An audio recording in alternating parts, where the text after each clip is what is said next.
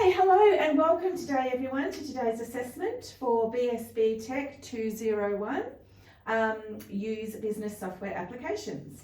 So just to let you know before we start that we have ensured the venue is safe and clean for you today. Everything has been wiped down with antibacterial wipes. However, if you do want to go over that again yourself, we do have some wipes available for your use. Just to cover off on some housekeeping before we begin the actual assessment. If you do require the toilets, we have male and female toilets at the end of the hall. Just turn right outside of this door and just let me know if you need to leave the room during the assessment. If in the unlikely event of an emergency, please follow my directions, or the instructions might be given to you over the loudspeaker. However, just so you know that the emergency exit to this building is outside the store to the left. Follow the lit up green emergency exit signs, which will lead you to a stairwell and to a safe exit and assembly area in this building. And if we could please have our phones switched off for the duration of this assessment so we don't have any unnecessary distractions, that would be great. Okay, now I'm just going to give you some information on the assessment itself. In terms of the assessment process, there are two assessment tools today for this unit. A1 knowledge-based questions is one part of it, and A2 the practical assessment component. I'm going to talk a little bit now about the knowledge questions, the A1 knowledge questions. There are 3 knowledge questions in total to be completed in class. It's an open book assessment, and the tasks you will be doing demonstrate the knowledge and skills that you have acquired throughout the training that has already taken place for this unit. So like I said, it's open book, so you can use your class notes, you can use your online learning resources, that's all fine. And any other learning materials that we have used for the duration of this unit. You will have 1.5 hours to complete this assessment. And after that, the knowledge-based questions will take place after the practical assessment that we do today.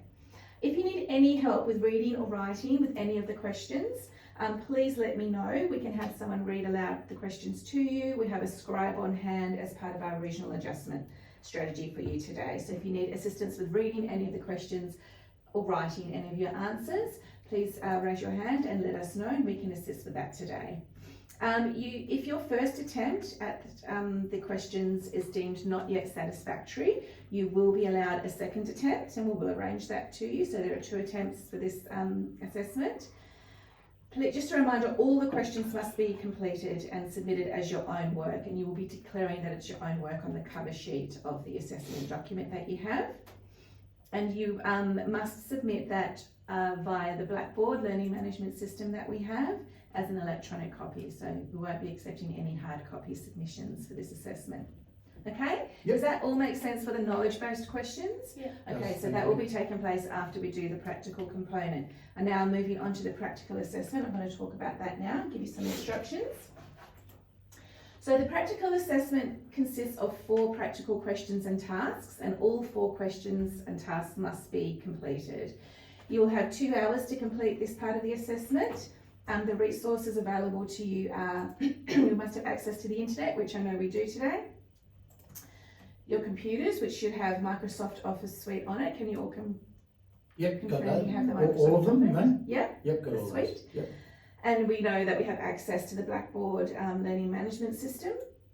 Yes. This will be completed in class, and again it's open book, so you can use your online resources, your class notes to assist you with this assessment today. Again, you'll have 2 attempts. So if you are deemed not yet satisfactory, we can arrange a second attempt for this practical part of the assessment. All templates that are required have been provided to you, and everything you complete must be your own work. And again, you'll be declaring that on the cover sheet of your assessment document. So I've talked about it being submitted via Blackboard, and just making sure that you know that your final documents must be submitted as zip folders, please. And if you require any special requirements or reasonable adjustments in addition to what we've already discussed, please let me know. In order to receive a satisfactory outcome, in order to achieve a competency for this unit, you need to achieve a satisfactory outcome for both assessments. And if you wish to appeal your result, you can do so as per the appeals process and the appeals policy that is located on the Quality Ed Appeals section of the website. Okay, is everybody ready to get started? I'm just going to run through, we're going to run through the computer workstation ergonomics self-assessment checklist to begin with.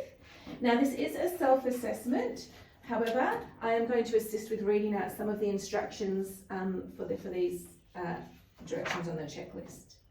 Okay, are we ready to go, everybody? Yep. Okay, so the goal of this self-assessment is to help you set up your workstation for optimal comfort and performance. So we're going to look at the office chair at this point, and I'm going to observe it, you guys, as you complete your actions as well. Can the height, seat and back of the chair be adjusted to achieve the posture outlined on your checklist that you have there? You don't need to answer verbally to me, this is a self-assessment checklist, so you have a checklist next to you to complete. Are your feet fully supported by the floor when you are seated?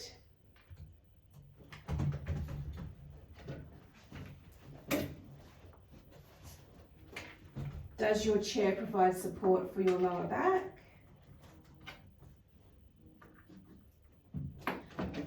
When your back is supported, are you able to sit without feeling pressure from the chair seat on the back of your knees?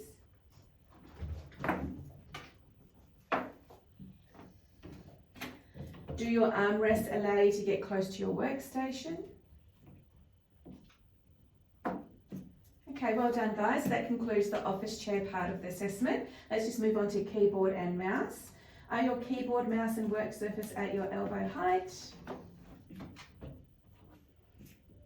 Are frequently used items within easy reach? Yep. Is the keyboard close to the front edge of the desk, allowing space for the wrist to rest on the desk surface? Is everyone okay with the pace at which I'm reading these questions? Yep. Yeah. Okay. When using your keyboard and mouse, are your wrists straight and your upper arms relaxed? The keyboard should be flat and not propped up on keyboard legs. We don't want an angled keyboard. No. Because this might give you an awkward position for your wrist. Is your mouse at the same level and as close as possible to your keyboard? And is the mouse comfortable to use? Okay, so have you checked off everything on that part of the list, everyone? Yep. Okay. Looking at the work surface next. So you might need to turn over the page on your checklist for the work surface section. Is your monitor positioned directly in front of you? Yep. Is your monitor positioned at least an arm's length away? I'll just giving you a bit of information here. The monitor's location is dependent on the size of the monitor, the font, the screen resolution, and the individual user. So you know your individual vision needs. Is your monitor height slightly below eye level? Yep. Is your monitor and work surface free from glare? Do you have appropriate light for reading or writing documents? Are frequently used items located within the usual work area and items which are only used occasionally in the occasional work area?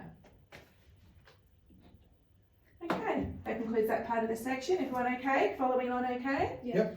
And we're going to look at the breaks section now. Do you take postural breaks every 30 minutes? For example, are you standing, walking to the printer or fax, etc.? Do you take regular eye breaks from looking at your monitor? Okay, and that concludes the breaks. Moving on to accessories. Is there a sloped desk surface or ankle board for reading and writing tasks if required? Is there a document holder either beside the screen or between the screen and keyboard if required? Are you using a headset or speakerphone if you are writing or keying while talking on the phone?